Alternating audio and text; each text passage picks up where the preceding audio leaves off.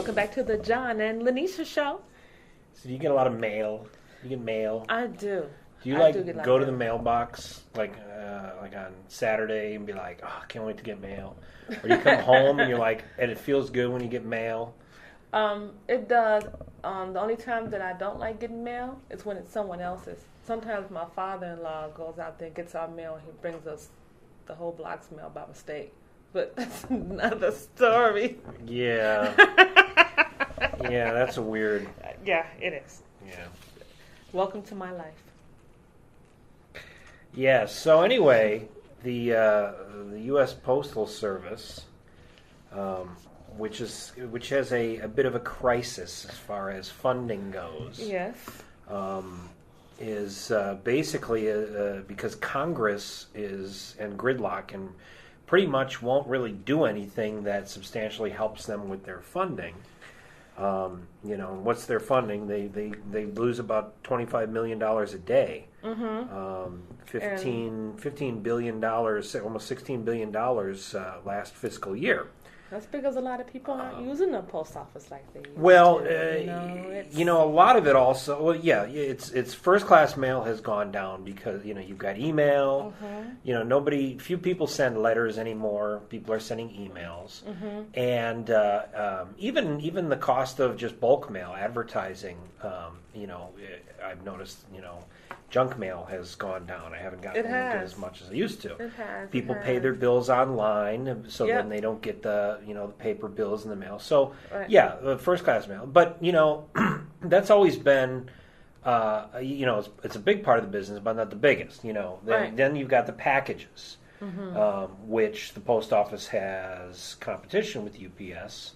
And with FedEx, mm-hmm. and that's where the money really is, and they advertise, they try to compete. I will say that as somebody who I sell a lot of stuff off eBay or ship things out. I mean, the post office is still, to me, the cheapest and best way to go. Okay. Unless you're shipping bigger, heavier things, mm-hmm. then UPS or FedEx is the best way to go. Or if you're looking to get it next day. Post office is express mail, but a lot of people would prefer UPS or FedEx. So. Right now, anytime if I get some type of package, usually, I don't know if it's from my mortgage company or whatever, it usually comes from FedEx. Yeah. Well, that also tends to be because the big, FedEx and UPS tend to do deals with companies. Mm-hmm. Even the company we work for has a deal with UPS, mm-hmm. and then you don't pay what the real. You get a certain amount off, 50% off of the regular prices or something like that. But the post office has been a staple of society for so long. Well, yeah, 237 years, give or take. So, the weird thing is that they've also, first of all, it's funny because a lot of people go, oh, government agency. They're not. They're technically not a government agency. They are an independent. From the government. Now, they do have government oversight, which is a weird situation. And you think about the state of Illinois, and you hear about unfunded or underfunded pensions, right? Mm-hmm. The city of Chicago, kind of the same thing, pensions and pensions and pensions. Over the years, a lot of governments, whether it be local, county, or state, have essentially, in order to balance their budgets, have stopped kind of funding or underfunding the pension obligations that they have, right? Right. The post office, for whatever reason, was set up, I think, by Congress in a very strange way, where they actually have to fund their pension basically 10 years ahead. Right. So right now, money they're putting into the pension fund is really for anybody in 10 years, whereas a normal pension fund or retirement account is money you put in now covers the current retirees, So they're in a weird situation where they've got these massive pension obligations for the future, and they're mandated to do this, and that's really what's pulling them down. Also, there are people who have yet to retire who still work for the post office. We're talking 40, 50 years. Well, it's a stable job. It's a stable job. There. It's not a company that's not going to go away, So the idea that on Saturdays, they won't do any more first-class mail delivery. Correct. So instead, if you've got any kind of priority mail, next day mail, packages, those get delivered. Mm-hmm. But the letters, the junk mail, the magazines won't. I think that's a good compromise. I mean, if it were up to me, I would say Sunday maybe not. I would almost say like a midweek or something, like cut the mail service on a Wednesday or even do it on a Monday if you want to give the postal workers a two-day weekend. I would say I always have the Sunday off. I mean, come on, all of us kind of do things like 7 days a week. Give them the Sunday off. Well, they get the Sunday off. The Sunday is fine. So, but they're not gonna. But the Saturday, they're only gonna cut the letters and the bulk mail and the magazines, things like that. I'm feeling like the post offices are still going to be open on Saturdays, but they feel it's going to save. It's going to save a couple $1 billion, and of course, a lot of what the savings would be all these postal workers working on Saturday. Right, but I wonder whether they're getting paid more to work on Saturday. I wonder. It's a good question. If they're already getting time and a half, then that makes sense. Right, but if it's not just a regular postal. They're just like Monday through Friday. Yeah, who knows? Some people may not want to work on Saturday, so I'm thinking that maybe that might be... Yeah, it could just be another shift. Yeah, I don't know. I'm still feeling like these people are going to be losing money, though. The postal workers themselves. Oh, probably. Well, it's... you need less people to go out and do the jobs. You're going to need less people. Yeah, I mean, there would be probably a cutback. Yeah, and it's also, I read, it said that the post office is like at that point now where they can't borrow any more money. Right. Well, that's just the thing, and they've been coming to Congress, the past few years, and trying to, hey, we need to get this, something needs to be done, and Congress, of course, is in gridlock. They pretty much don't do anything. So, I think what really the story here is that the Postmaster General announced it and said that, it's going to happen.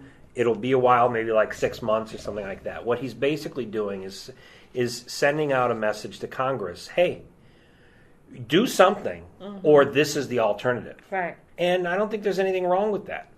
You got Republicans in Congress that won't do anything the Democrats want, Democrats in Congress that won't do anything the Republicans want, and, there's never any cooperation anymore. Yeah.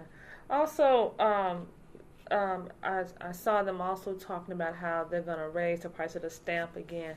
And I'm like, well, look like to me, every year, every 2 years, you're raising the price of the stamp, to try to help with funds.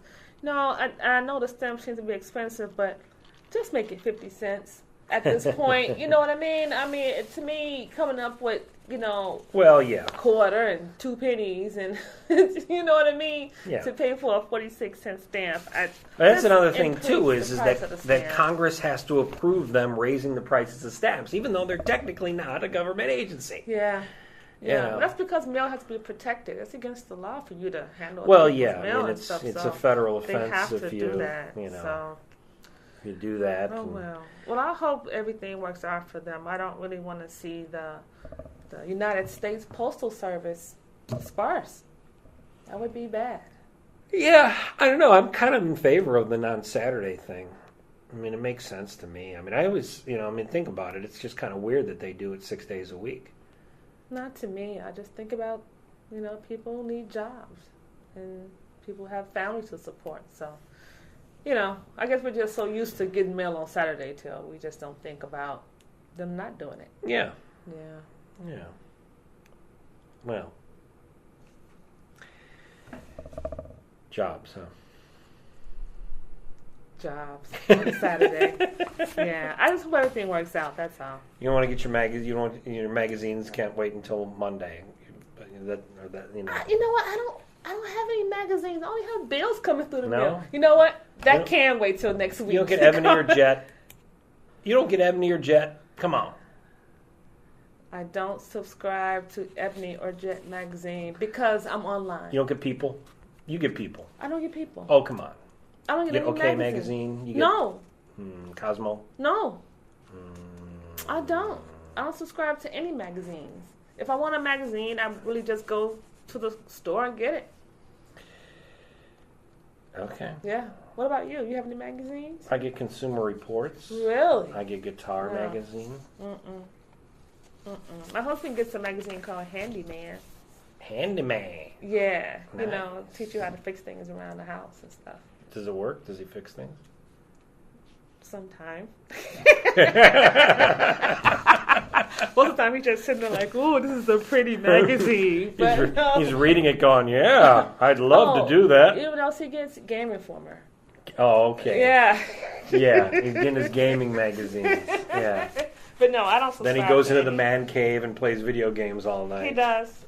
Where he holds my DVR hostage. There you go. No. There you go. There you go. Meantime, you're by the post, you're by the mailbox. When are we getting my mail? Junk mail? I can't wait for my up the food sale to come in. There you go. There you go. All right. Thanks for listening to the John and Linetia Show.